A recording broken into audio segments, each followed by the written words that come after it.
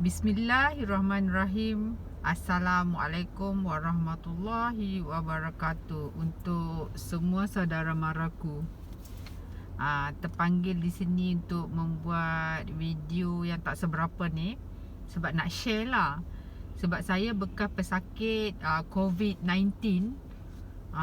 Saya dijangkiti pada tarikh 31 hari bulan 7 2021. Saya saya punya simptom masa tu, saya demam, saya batuk. Lepas tu pada siang tu saya tak boleh bangun langsung. Lepas tu saya minta anak lelaki saya untuk belikan makanan pada siang tu lah. Lepas tu saya makan mi honsuk tu tak habis. Lepas tu saya suruh anak saya cakap dia nak habiskan. Tak apalah, saya cakap habiskan. Lepas dia makan habis tu baru saya terfikir, aku ni tak buat swab lagi, tapi anak aku dah habiskan mi honsuk aku. Ada mak risaunya. Tapi pada malam tu juga saya terus ke klinik untuk buat swab RTK sahaja. Okey, saya sampai di klinik tu, saya swab saja RTK. Tak sampai berapa minit nurse panggil balik, saya disahkan positif COVID-19. Tapi disebabkan saya punya demam semua tu, dia tak bagi ubat lah masa tu. Cuma dia cakap besoknya saya kena lapor diri lah dekat KKM. Lepas tu, tapi sebenarnya pada hari 31 hari bulan sebelum saya swab tu, saya dah buat kuarantin diri di rumah. Cuma masa makan tu je saya tersilap. Saya dah tak habis makanan tu, anak lelaki saya habiskan makanan tu. Lepas tu okeylah, hati pun jiwa kacau jugalah sebab anak lelaki dah habiskan makanan. Dan malam tu saya disahkan positif COVID-19. Okey, tak apalah. Okey, hari berikutnya 1 hari bulan 8 2021 tu saya ke CAC. Saya ke CAC untuk untuk daftar dirilah, serah diri, bab kata orang, serah diri pada KKM. Okey, saya dicek saya punya tekanan darah semua. Alhamdulillah, tekanan darah okey, semua okey. Cuma saya hanya ada simptom-simptom batuk dan demam ketika itu. Saya dipasang gelang lah. Pada hari itu okey, saya diminta kuarantin di rumah sahaja. Okey, sebab saya tak tahap 2 sajalah, sebab saya simptom yang mild saja. So saya di tahap 2, saya diminta kuarantin di rumah. Okey, saya pada waktu tu saya pakai gelang tu pada 1 hari bulan. Tarikh saya buka gelang tu 12 hari bulan 8. Selama kuarantin di rumah tu, saya ikut semua petua yang ada. Yang ada juga yang saudara mara kita di dalam grup ni yang bagi saya ikut. Ada juga kawan-kawan yang telefon saya bagi tahu petua-petua ni, itu dan ini, semua saya ikut yang mana baik. Okey, tipsnya, pada hari pertama tu saya di kuarantin di rumah tu, saya masih ada deria bau. Okey, saya cuma batuk, demam. Tapi saya dinasihati makan Panadol, makan ubat batuk dan sesama. Itu semua saya beli kat farmasi saja, klinik tak bagi. Masa saya pasang gelang pun klinik tak bagi ubat-ubat tu semua. Saya beli sendiri kat farmasi. Segala ubatan tu saya makan ikut waktu. Okey, ikut waktu. Macam ubat demam tu 6 jam sekali. Macam tu lah. Okey, selepas itu saya macam-macam petua saya ikut. Yang paling saya ikut adalah ayak nyok campur dengan lemon, campur dengan sedikit garam. Itu saya minum satu hari tu sebiji ayak nyok, 2 biji saya minum. Sebiji ayak nyok tu saya campurkan dengan sebiji lemon dengan sedikit garam. Saya buat pagi dan petang. Lepas tu saya minum. Lepas tu pada masa yang sama saya makan cengkeh. Bunga cengkeh tu saya bukan rebus, saya bukan apa, saya makan, saya gigit sebanyak 5 kuntum bunga cengkeh saya gigit pagi dan petang. Saya gigit sampai rasa lumat, telan dengan ayak. Kalau tak telan dengan ayak, tercekik, tersedak. Itu semua saya buat. Lepas tu dalam pada tu macam-macam lah.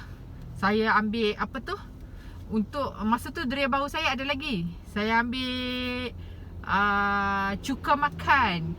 Cuka makan saya sedut untuk bagi dada saya lapang. Bila saya letak kat tapak tangan, lebih kurang 1 sudu lah saya letak kat tangan, 1 camca. Saya gosok-gosok tangan, sedut macam tu kan, banyak-banyak kali. Lama-lama bagi dia sampai ke lung, sampai ke paru-paru semua ni kan. Apabila saya rasa lega, saya stop. Okey, itu semua saya buat lah. Lepas tu saya kerapkan mandi. Lepas tu pada hari pertama tu saya memang tak lalu makan sebenarnya. Saya tak lalu makan, tapi saya telah saya kawan-kawan telefon, semua telefon cakap kena makan walaupun tak lalu makan, sebab kita kena lawan virus ni. Tapi virus ni kena lawan dengan kekuatan kita. Kalau kita tak makan, kita tak ada kekuatan. Okey. Saya paksa diri makan banyak-banyak. Walaupun saya tak lalu, tapi setelan. Tekak dah mula pahit, tak boleh nak telan apa. Yang saya boleh makan adalah sup-sup saja. Sebabkan saya kuarantin di rumah, anak perempuan tak ada. Ada suami dengan ada anak lelaki je. Agak payah sikit lah saya nak minta tolong mereka masak. Jadi sepanjang saya kuarantin di rumah tu, beli je semua makanan. Anak lelaki saya uruskan, dengan suami saya uruskan makanan di rumah. Sebabnya okey, cerita dia, bila saya didapati positif pada hari yang 31 bulan tu, hari kedua tu suami saya dan anak lelaki saya pergi swab dekat KKM. Alhamdulillah, selepas 2 hari result keluar, mereka negatif. Tapi tapi saya dah memang kuarantin lah di rumah, saya tak keluar bilik. Apabila saya nak keluar bilik pun, saya make sure badan-badan saya semua disanitize. Sanitize. Saya langsung tak usik barang dalam rumah. Saya tak share bilik ayak. Semua keperluan saya di satu bilik ayak je. Saya tak share dengan bilik ayak mereka. Semua saya ikut peraturan macam KKM cakap. Memang saya tak boleh sentuh barang di rumah lah. Okay. Lepas tu selepas hari ketiga macam tu, baru saya hilang deria baru. Apabila hilang deria baru tu, semua benda saya dah tak rasa dah. Tapi memang saya ikut nasihat, kena makan, kena kuat. Setiap kali solat tu okey, waktu kita solat tu banyakkan zikir lah. Banyakkan zikir, minta pada Allah Ta'ala. Itulah, terasa nak menginsafkan diri tu kadang-kadang kan. Kita ni banyak sangat lah dosa-dosa kan. Lepas tu saya juga latih diri memaafkan orang lain. Latih diri memaafkan orang lain. Latih diri supaya kita sentiasa berfikiran positif. Buangkan sifat-sifat negatif tu positif. Tanam dalam diri sendiri, nak baik. Ya Allah Tuhanku, terima kasih kerana memberi aku merasa penyakit ni sebenarnya menginsafkan aku. Menjadikan aku nak menjadi aku lebih baik. Kau pulihkanlah aku. Memang itu doa hari-hari lah. Kau pulihkan aku. Alhamdulillah, saya dikelilingi saudara mara, sahabat-sahabat yang sangat baik. Alhamdulillah, di sekeliling saya orang-orang positif. Sentiasa call, tanya khabar semua kan. Pada hari pertama dan kedua saya agak sayur hatilah sebab saudara mara duk call, tanya, bagi apa, semangat semua kan. Tapi setelah hari ketiga saya dapat kekuatan. Aku kena bangkit. Aku kena tunjukkan kat semua yang bagi nasihat kat aku ni, setelah aku pulih, aku adalah orang yang sangat kuat. Aku adalah seorang yang fighter yang kuat untuk melawan virus ni kan. Walhal pada waktu tu saya tidur pun dah tak boleh terlentang. Saya kena tidur mengiring. Bila saya tidur terlentang, saya sesak nafas. Tapi tips dia, saya kena lapu diri setiap hari antara pukul 8 sampai pukul, lupalah, sebelum tengah hari dengan selepas petang saya kena lapu diri. Kita punya kesihatan kan, kena tengok oksigen, semua kan. Tapi saya lapor diri saya okey je. Walhal setiap malam saya tak boleh tidur terlentang. Saya kena menerap baru saya boleh tidur lena. Sebabnya dia punya macam sesak nafas kan. Tapi kita kan kadang-kadang kalau kita terlampau memikirkan benda tu, dia punya energi tu semakin low. Semakin rendah, semakin kita macam tak larat. Saya ambil kekuatan kata-kata kawan-kawan, kata-kata semua, bangkit, lawan virus ni. Saya lepas tu saya tengoklah, okay, dalam pada tu saya banyaklah membaca apa semua kan. Dan saya dapati dan juga pengalaman-pengalaman saya yang kawan-kawan ceritakan, sebenarnya kan vaksin yang kita dapat tu membantu juga kita punya persekitaran virus ni untuk merebak. Contoh, saya dah dapat 2 dos lengkap. Semasa saya positif tu, saya juga telah lengkap selama 3 minggu dos kedua. Saya lengkap 3 minggu dos kedua. Tapi saya dijangkiti juga virus tu. Tapi Alhamdulillah, tadi kan saya ceritakan saya kongsi makanan dengan anak-anak saya. Pada hari yang saya malam tu saya swab, Alhamdulillah, Allah Ta'ala tolong, bantu saya melindungi maknanya keluarga saya daripada tidak dijangkiti. Sebenarnya sehari sebelum saya pergi swab tu pun, saya ada jumpa cucu saya tau. Cucu, anak, menantu semua mereka pakai gelang sebab mereka kontak rapat. Mereka semua pakai gelang swab. Alhamdulillah semua negatif. Saya seorang saja yang positif. Di situ saya nampak betul lah kata doktor, virus ni kalau kita dah dapat vaksin, dia membantu. Ni asbab kan. Asbab virus tu membantu kita tidak merebakkan kita punya virus ni ke orang lain. Apa yang saya tahu, vaksin ni dia membantu dari segi, contoh, kita dapat virus tu, kita ni peratusan untuk kita sebarkan kepada orang-orang lain tu adalah terlalu rendah. Terlalu rendah. Bila kita dapat virus tu, kita sahaja yang dapat. Kita tak sebarkan ke orang lain. Tapi siapa-siapa yang tidak vaksin, virus yang dia bawa tu dia bagi cepatnya kepada orang lain. Kita bukanlah kata ini semua kerja Allah Ta'ala, tapi ini semua Allah Ta'ala suruh kita berfikir, suruh kita berusaha. Bukan kata kita duduk diam. Kita berusaha. Allah dah bagi jalan, okey? Okey, hang kena virus, hang usaha macam mana nak pulih. Hang juga sayangilah orang lain. Sayang diri sendiri, sayang juga orang lain supaya tidak dijangkiti. Jadi sebab itulah kalau dengan vaksin ni sebenarnya dia membantu. InsyaAllah. Sebab saya ada lagi satu pengalaman. Mak dengan abah tu, dia anak adik, anak Adam ada tinggal dengan dia, anak Pozi pun tinggal dengan dia.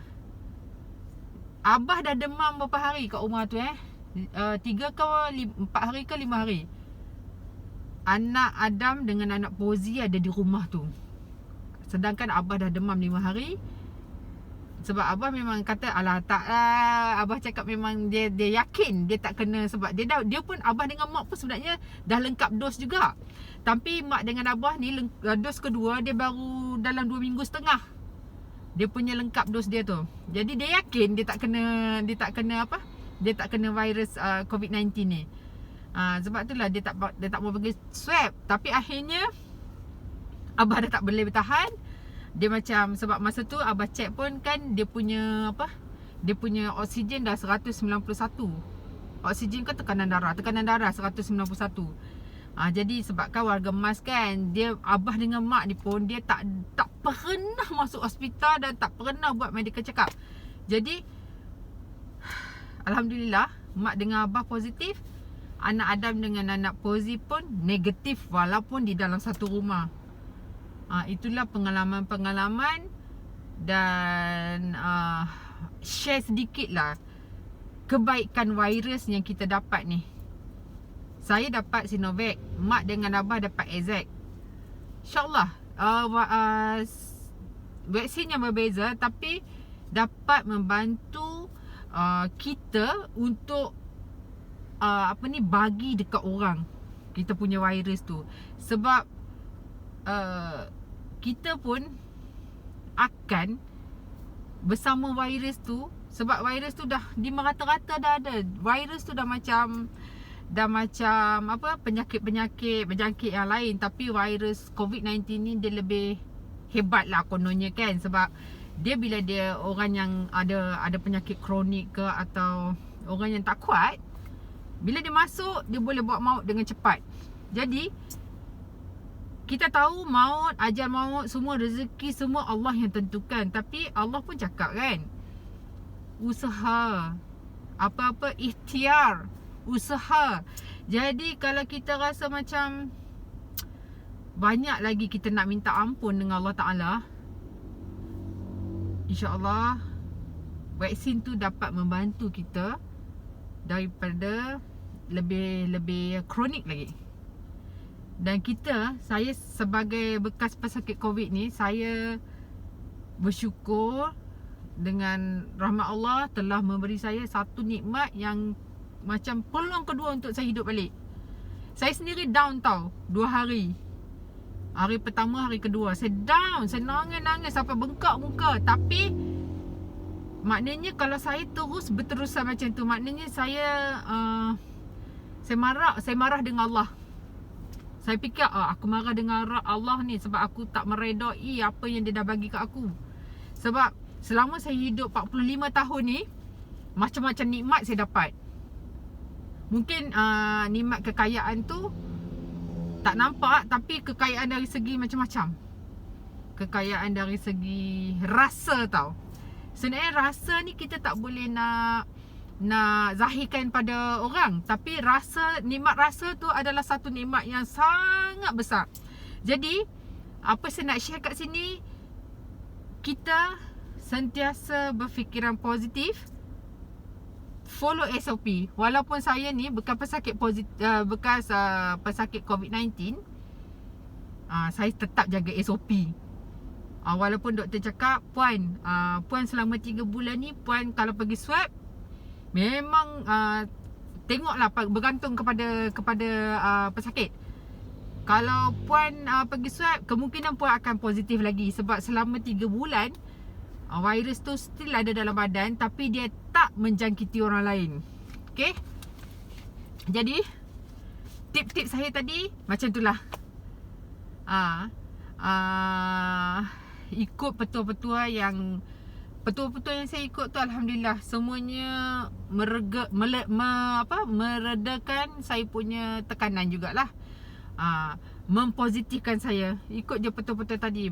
Minum lemon dengan air nyok, dengan air lemon, air nyok campur dengan garam, cengkeh, tu semua dapat membantu. Banyak lagi lah vitamin. Saya makan vitamin, saya makan buah orange, saya makan buah anggur, saya makan semua benda yang baik-baik pada waktu ketika saya kuarantin. Bukan kata sebelum ni saya tak makan benda baik-baik, tapi saya make sure benda yang saya dapat tu benda yang membantu menyahkan virus tu daripada merebak ke bahagian lain lah anggota badan ni.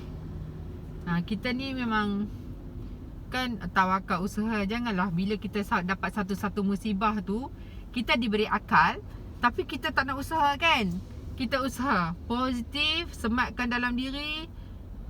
Kita nak jadi orang yang baik, positif kan. Tapi itulah salah satu dia, vaksin ni dapat membantulah. Membantu semua atas doa, usaha dan tawakal. Sekian. Harap sharing saya ni dapatlah manfaat sedikit kepada saudara mara semua kan. Saya pun tak kerti bercakap. Try jugalah ni kan. Okay. Sekian. Assalamualaikum warahmatullahi wabarakatuh. Tetap jaga SOP. Sayangilah diri anda dan sayangilah diri orang-orang di sekeliling anda, dan sayangilah diri orang-orang yang anda sayang. Assalamualaikum.